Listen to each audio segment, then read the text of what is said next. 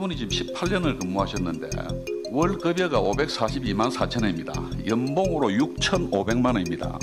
시의원 급여보다도 월 한 100만 원이 더 많습니다. 이렇게 올라간 원인이 있습니까? 환경미화원직은 잘 알다시피 대학을 졸업해야 된다거나 특별한 또 전문 지식이나 기술이 필요 없는 그런 업종입니다. 로또 인사고요. 그다음에 로또 자리입니다. 저거는 신의 직장입니다.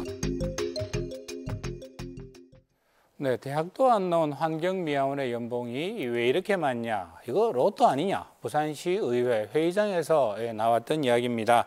여러분들 생각은 또 어떠신지요? 내가 살고 있는 우리 동네에 내 삶을 변화시키는 참여민주주의, 풀뿌리 민주주의를 이야기하는 시간입니다. 최영욱 부산 동구청장, 서은석 부산 진구청장 두 분 모셨습니다. 반갑습니다. 안녕하세요. 반갑습니다. 자, 이 문제는 그 해당 시의원이 노동조합 찾아가서 사과하면서 일단 일단락된 걸로, 그분도 마음고생 좀 하셨던 것 같고요. 예, 파장이 컸던 사안인데, 우선 그 팩트 체크부터 좀 해야 되겠습니다. 공공부문 청소노동자, 흔히들 이제 우리가 환경미화원이라고 부르죠. 네. 이분 월급 진짜 540만 원 된다는 게 맞는 이야기인가요? 그럼 제가 먼저 이제 용어 정리부터 좀 해드릴게요. 저희가 이제 흔히 얘기하는 네. 환경미화원은 구청에 소속된 공무직 공무원입니다. 이분들이 이제 주로 거리 청소를 더 맡아 하시죠. 이분들도 그러면 정식 공무원들이시네요? 그렇죠. 정년이 보장된 연금도 나오는. 그럼요. 연금도 네. 나오는 정식 공무원이시고요. 네네. 그다음 또 어떤 분들이 계시냐면 여러분들이 이제 집이나 네. 또 업소에 네. 생활 쓰레기를 처리하시는 분들은 구청에서 위탁한 민간업체에 소속된 네. 환경미화원 분들이십니다. 네. 예, 이제 이분들은 다르시죠. 근데 앞서 시의원께서 말씀하신 네. 분은 구청에 소속된 공무직 네. 분들을 말씀하신 거고요. 공무원직 환경미화원들이 그렇죠. 그 정도 연봉을 받는다는. 네, 그렇게 이제 네. 뭐 세전으로 따져보면 네. 그 정도 받으시는 걸로 볼 수 평균 있습니다. 그 정도 받을 수도 있다. 네, 예. 그럼 부산 인구 같은 경우에는 네. 평균 440만 원 정도 그 정도 받으시거든요. 되는가요? 네. 실제로 그럼 이게 근거 없는 이야기는 아니네요. 저는 이제 반은 맞고 네. 반은 틀렸다고 그 생각합니다. 반과 반이 그 뭐가 이게 차이가 있는가요? 네. 그래서 그 540만 원 근거를 한번 네. 찾아봤는데요. 네. 540만 원 정도 받으려면 네. 최소한 33년 이상 근무를 하면서 네. 각종 이제 시간의 수당 네. 이런 걸 다 보태어야 아하. 540만 원 정도 됩니다. 그렇겠죠. 그래서 제가 네. 25년 차 네. 그 우리 공무직 공무원 이제 기본급을 받는데 네. 한 370여만 원 됩니다. 음. 거기에 이제 가족 수당이라든지 네. 시간의 수당, 휴일 근무 수당 그런 부분들이 이런 걸 합치니까 덧붙여져서? 한 490만 원 정도 되는 예. 겁니다. 그러면 네. 용역업체 소속 그 외주 그런 환경미화원이겠네요. 표현을 하자면 그렇습니다. 그분들하고는 그러면 급여 초의 차이가 나는가요? 급여 차이가? 첫 시작은 같습니다. 네. 그 한 170은 모자라는 네네. 270만 원에 딱 170은 모자라는 돈을 받아서 스타트는 같이 비슷하게 받으시네요. 그렇습니다. 그런데 이제 공무직 그 우리 경우에는 네. 그 한 해에 네. 그 호봉차가 적게는 2만 1,000원에서 네. 많게는 7만 8천원이 올라갑니다. 근데 대행업체의 경우에는 1년에 5,000원밖에 안 올라가기 그걸로 딱 때문에 고정이 되어 있네요. 예. 그래서 그것도 25년 차랑 네. 비교를 해봤거든요. 네. 하니까 이 공무직의 경우 370만 원 아까 네. 말씀드렸습니다. 그런데 대행업체는 282만 원, 90만 원 차이가 나거든요. 네. 여기에 이제 시간에 네. 기본급이 연동되는 시간에 휴일 근무시당 이래 따지면 차이가 더 나는 거죠. 그렇게 차이가 날 수밖에 세월이 지날수록 차이가 날 수밖에 그럴 없고 수밖에 없는 또 이분들은 정년도 보장되지 않고 맞습니다. 그렇네요. 네. 예. 아니 그러면 서청장님 이분들은 그러면 일반 공무원들과 같이 정년도 같이 보장이 되는 거네요. 그럼요. 정년도 보장되고 60, 수당도 다 받으시고 60세까지 네, 관리를 할 수 정년이 있으신 다 거고요. 보장되시는 예. 거죠. 네. 아니 그럼 뭐 이거 국어 공무원 시험을 저희들이 네. 고시라고 칭하는데 이분들도 마찬가지겠습니다. 그렇죠. 요즘 청년 취업이 어렵다 보니 난리죠. 환경미화원들이 굉장히 이게 인기 직종입니다. 네. 굉장히 준비도 많이 하시고 들어오시는데 네. 올해 이제 부산진구청에서 5명을 뽑았어요. 네. 뽑았는데 경쟁률이 123명이 응시해서 네. 26.1대 1이었습니다. 네. 그러니까 뭐 아까 시의원께서는 네. 대학도 졸업 안 하신이라고 네. 하셨는데 실제로 대학 졸업하고 응시하시는 분들이 많으시고요. 아주 이 여러 가지 절차를 네. 거쳐서 됩니다. 참, 예. 이 말씀 듣고 보니까 환경미화원이 그 새로운 인기 직종으로 부각되고 있는 게 진짜 사실인 것 같습니다.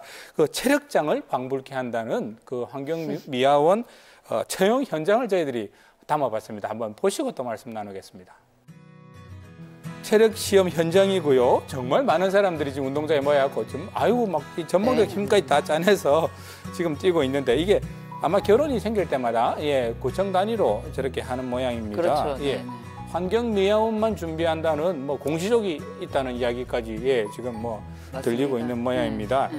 지금 뭐 이 각 구청마다 조금씩 아마 기준이 차이가 있는 모양이에요. 예. 부산 동래구청 기준이 모양인데 윗몸 일으키기, 모래포대 20kg 그렇죠. 들고 네. 달리기, 또 오래 들고 30kg면 좀 만만한 무게가 아닌데.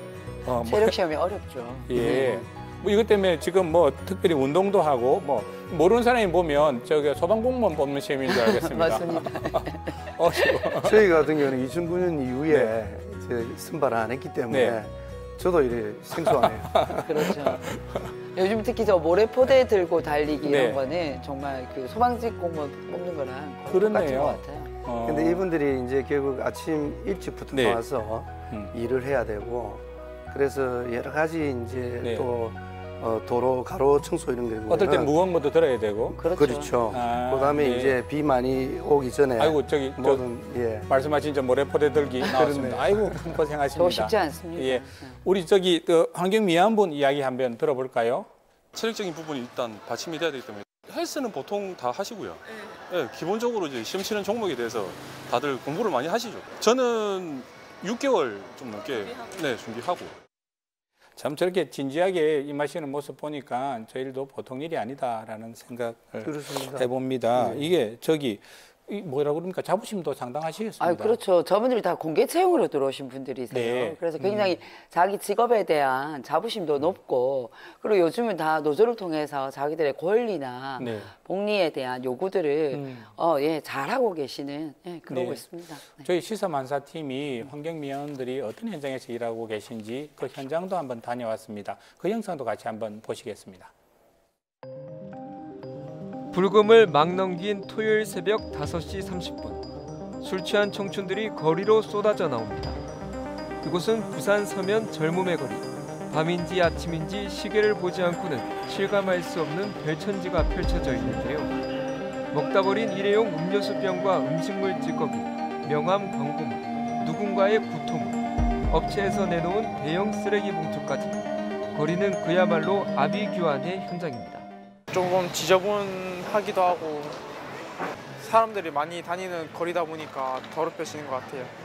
술에 취해 비틀거리는 사람들과 차량이 뒤섞인 복잡하고 위험한 거리. 부산 진구청 공무직 환경미화원 2사람이 아침 작업에 나섰습니다. 박지환 씨는 젊음의 거리 2구역을 담당합니다. 4시 반에 일어나서 이제 5시 10분부터 이제 여기서 일과가 시작되고요. 여기서 이제 아침에 일을 끝내놓고 다시 와가지고 나머지 또 일을 마무리하고 5시까지 근무를 하다가 이제 또 집으로 귀가를 합니다. 김종준 씨는 공무직 환경미화원으로 일하기 위해 많은 준비를 했고 처우도 만족스럽습니다. 시민분들 의식이 조금만 고쳐지시면은 다 이제 조금씩 편할 텐데 그게 힘든 거죠.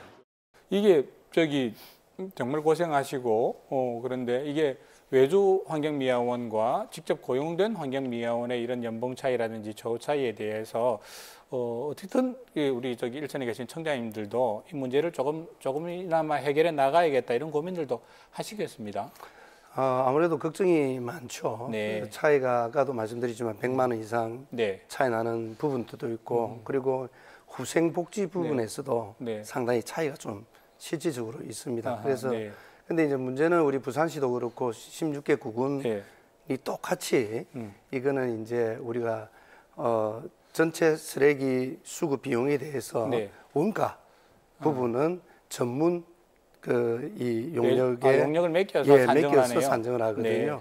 네. 거기서 나오는 것 가지고 우리가 네. 직접 노무비를 지급할 수밖에 없는데 그래서 직접 노무비를 가능하면 네. 좀 인상폭을 좀 늘려서 네. 하는 부분 그런 건 물론 이제 예산이 수반되기 때문에 네, 쉽지는 굉장히 조심스럽습니다. 그리고 이제 또 여러 가지 후생복지 부분은 네. 그 위탁 관리하는 대행업체에게 우리가 노무 관리를 좀 강화한다든지 구청 차원에서 요구도 하시고 그렇습니다. 아, 네. 예. 이게 뭐 저기 구청에서 다 직접 고용하면 좋겠지만 네. 구청 예산이 아까 한계 말씀하신 부분도 것처럼 이제 예산 문제 때문에 현실적인 한계도 있고요. 네. 이제 그런 문제는 앞으로 이제 아까 동구청장님 말씀하신 바대로 그렇게 또 조금씩 수정해 가야 되겠지만 네. 저는 그것과 함께 우리 사회가 육체 노동자를 바라보는 시각에 저는 문제가 있다고 생각합니다. 사실은 그 구청 소속의 공무직 환경미화원들의 임금이 높은 것이 아니라 네.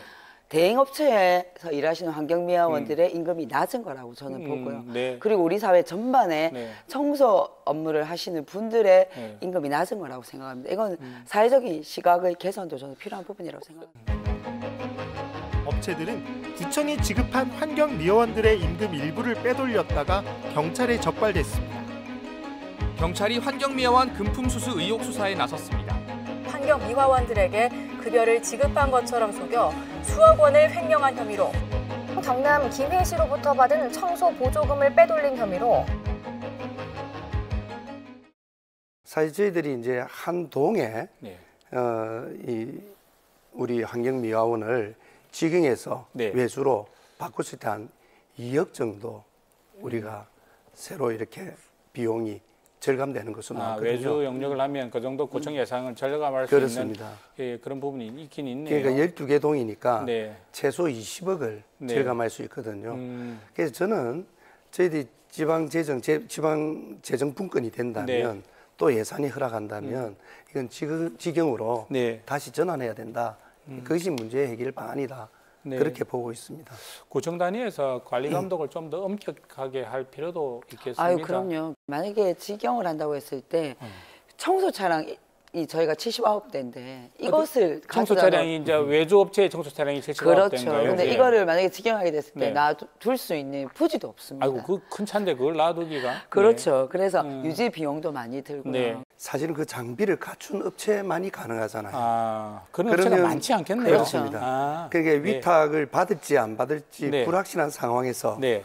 그 장비를 갖춰서 이렇게 이 위탁을 신청하는 업체가 네. 과연 있을까? 선택의 여지가 또 많지 않다는 때 그렇죠. 구청 차원에서 한계도 있겠습니다. 독점 아닌 독점이 형성돼 버리는 게 문제인 거죠. 참 또 그런 부분이 있군요. 네. 이게 우리나라 민주노총 자료인데요. 우리나라 전체 산업재해율에 비해서 직영미화원의 재해율이 한 10배 정도 된다고 그러고요. 네. 또 민간위탁미화원의 재해율은 그보다 또 훨씬 높은 24배에 이른다고 하는 또 자료도 나온 게 있습니다. 이게 그래서 뭐 위험의 외주화 뭐 이런 이야기도 나오는데 민간업체에 네.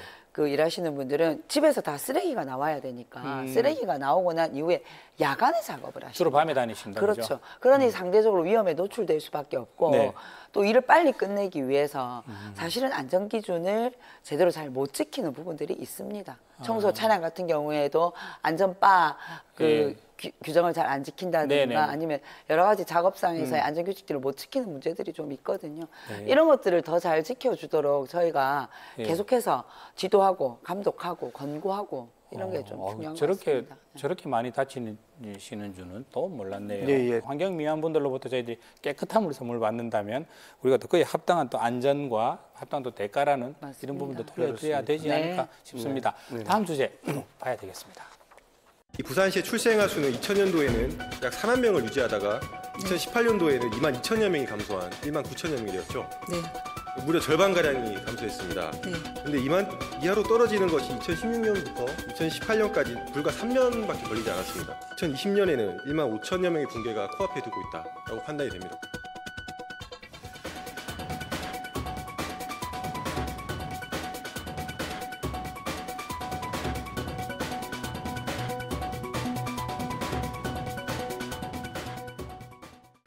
이거 지금 뭐 이 기하급수적으로 아이들 울음소리가 그치고 있다는 이거 문제는 뭐 우리 지역의 문제뿐만 아니라 대한민국의 문제이기도 한데 특히 부산의 대표적인 구도심인 부산 동구는 이거 심각하시죠? 어떻습니까? 심각한 정도를 넘어섰죠. 대단히 심각한 상황이네요. 그럼. 이제 도시가 소멸하느냐 하는 그런 위기의 이제 이 경종이 울리고 있다. 저는 그렇게 보고 있거든요. 부산의 그 학교 출산율이 0.97입니다. 네. 근데 저희는 0.79입니다. 지금 동구 인구가 어느 정도? 우리가 8만 7천 명입니다. 예전보다 많이 줄어든. 우리가 25만 명에서 아이고. 예. 그냥 이 3분의 1. 3분의 1로 좀 줄어들었죠. 1970년대만 하더라도 네. 학생 수가 6천 명, 7천 명이었거든요. 네. 거기 이제 동일 초등학교하고 군대로 치면 연대급 규모 그렇습니다. 초등학교. 이 통합되었는데도 네. 동일 중앙 지금 통합해서 학생 수가 네. 한 800명 가량 됩니다.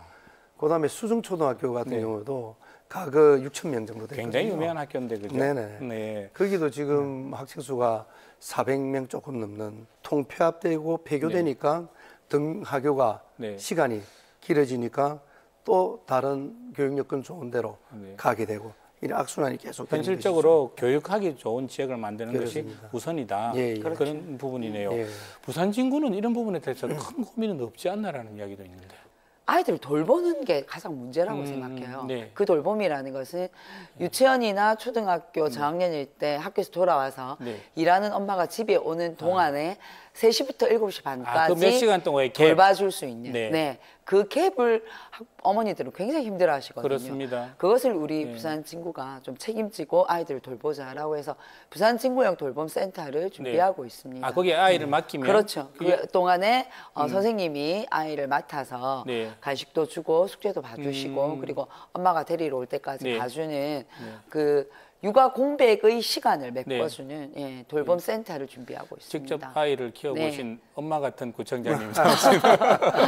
사실은 그 시간이 초등학교 저학년일수록 너무 힘들어요. 동구 같은 경우는 산복도로도 많고 이게 고치들도 많고 이래서 아이 학교 보내고 데리고 오고 하는 이런 문제가 심각한 고민일 텐데 그런 부분에 대한 고민도 하셔야겠습니다. 굉장히 심각하죠. 그리고 특히 이제 동구 같은 경우 중앙로 쪽에서 보면 저 철도 쪽으로 새로운 아파트들이 많이 쓰고 있습니다. 그래서 아이가 그쪽에서 학교를 등교를 하려면 큰 중앙대로를 건너가지고 이면도로를 건너가지고 또 좁은 골목길을 건너야 되는 그러니까 최소한 초등학교 1학년까지는 학교를 보내다가 지나면 이제 불안해지는 거죠. 안 되겠다 싶어서. 그래서 이제 다른 지역으로 또 이사를 가게 되어서 그래서 이 문제를 좀 해결해야 되겠다. 그래서 저희들이 이제 올해부터 그 등하교 전용 스쿨버스를 운행을 지금 준비 중에 있습니다. 아이 뭐 셋째 낳으면 100만 원 주고 넷째 낳으면 뭐 300만 원 주고 막 지금 이런 정책들 발표하고 있지 않습니까? 현금성 지원 정책이 많죠. 현장에 계신 입장에서 보면 이게 사실은 큰 도움이 아니 뭐 도움이 안 되진 않겠죠. 근데 사실은 이제 지자체들이 굉장히 경쟁적으로 지금 현금 지원 정책을 앞다투어서 하고 있는데 이게 다 같이 예산이 어려운 상황에서 옆에 구에서 안 하는데 우리 구에서 안 하면 상대적인 박탈감이 생기게 되는 거죠. 사실은 저는 이런 문제들도 좀 있다고 생각합니다. 그래서 우리가 이제 일시적인 현금성 지원보다는 사실은 내가 아이를 낳았을 때 아이를 우리 국가가 함께 키워준다라는 인식을 만들어주는 전반적인 보육에 대한 정책적 예산들이 좀 들어가야지 현금성 예산 지원은 일회적이고 이게 또 정부 차원에서도 아마 이런 부분과 관련해서 최근에 저는 굉장히 고민이 많은 것으로 알고 있습니다. 중복되고 반복되는 예산을 조금 줄여서 효율적으로 이제 정책적 예산을 집행하기 위한 고민들을 하고 있는 것으로 알고 있습니다. 부산 진구에 8남매를 키우는 부부가 계신데 가장 힘들어하는 게 주택 문제거든요. 그래서 우리 정부가 아이를 많이 놓으라고 말만 할 것이 아니라 앞서 이제 우리 구청장님도 말씀하시고 저도 말씀드린 여러 가지 정책적인 지원도 필요하고 현재 아이가 많은 다자녀 가정에 대한 지원도 저는 필요하다고 생각합니다. 부산 진구에 그러면 자녀가 8명인 가구가 8명의 아이가 있는 집에 한 분 있으세요. 한 5명 이상 되는 자녀를 둔 가구는 부산에 228 가구가 있습니다. 5자녀 이상이 그렇게 많지 않네요. 많지 않습니다. 이분들 한번 날 잡아서 같이 하는 것도 그래요. 그래서 이제 이분들에 대해서도 조금 뭐 우리가 애국자로 생각할 필요도 있다고 생각해요. 그렇습니다. 아이 낳아서 그리고 아이 키워서 행복하고 또 자랑스러운 분위기 조성하는 게 또 사회적 분위기가 필요합니다. 해야 될 일이 아닌가 싶습니다. 이거 뭐 저기 오늘 말씀 나누다 보니까 이 도시를 깨끗하게 하는 문제부터 시작해서 출산 문제까지 이거는 미시적이기도 하고 거시적이기도 한 그런 이야기들 나눠본 것 같습니다. 이번에는 조금 더 미시적인 이야기로 좀 들어갔으면 싶은데 소확행이라고 하죠. 작지만 확실한 행복 아마 이런 뜻으로 알고 있습니다. 오늘 저기 우리 청자님들 소확행 구정 수행하시면서 느꼈던 소확행 하나씩 이야기 하시면서 마무리하는 걸로 하겠습니다. 하나만 얘기해야 됩니다. 다음에 오시면 또 두 번째 이야기하시고 오늘은 하나만 좀 부탁드리겠습니다. 어떤 기억이 있으신가요? 작년에 굉장히 무더웠지 않습니까? 뭐 유례없는 폭염이었습니다. 그렇습니다. 그래서 이 구청 광장이 너무 이제 비어져 있는데 활용이 안 되더라고요. 그래서 아이들을 위해서 해줄 게 뭐가 있겠느냐. 그래서 어린이 물놀이장을 만들었습니다. 구청 마당이에요. 저 화면이 나오네요. 네네. 저게 풀장이 아니라 구청 마당입니까? 그렇습니다. 저게 굉장히 폭발적인 좀 반응을 이제 보였는데 문제는 아이들도 행복해하지만 부모님과 할머니 할아버지들도 굉장히 행복해하더라는 거죠. 그러니까 아이 울음소리가 안 들리는 전국의 이제 강력시의 도시 중에 가장 출산율이 높고 출산율이 낮고 출산율이 낮고 그리고 이제 이 고령화 정도가 우리가 65세 이상이 24.9%입니다.